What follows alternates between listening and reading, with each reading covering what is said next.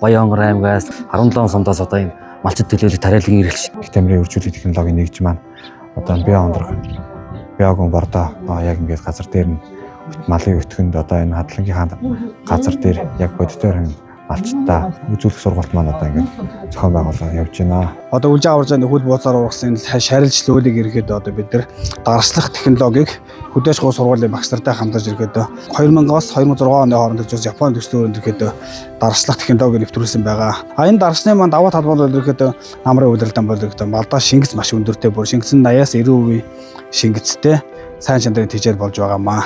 5 сарын ихээр жига ашигтай бактериараа хөрсөөс ирүүлээд жига биогум гэсэн хоёр юм бордоноос бордсон. Тэгээ энэ бол маш их үр дүнтэй. малд тэжээлэхэд эдэмч сайтай байсан. Бордоо цацаж энэ өөрснөө хадлан тэжээлээ бэлтгэж авахын зорилгоор юм ашигласан. Эцсийн үр дүн гэхээр бид нөгөө ногоон тэжээлээ худалдаж авдаг байсан. Тэгээ энэчлийн үед бид нар худалдаж аваагүй. Одоо яг толгомдож буй одоо малын тэжээллийг маш чухал гэдэг одоо малчд маань ихэд бүгдээ ойлгож байна. Алийн болгон зүгээр ингээд тэжээгээд өвсөгөө байж болохгүй.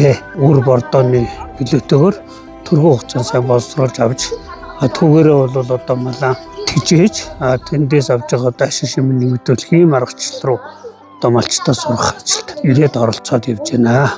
Энэ сургалтыг цаашаа түгээн дэлгэрүүлэх тал дээр бид бүхэн ч хамтарч ажиллахад таатаа бэлэн байна.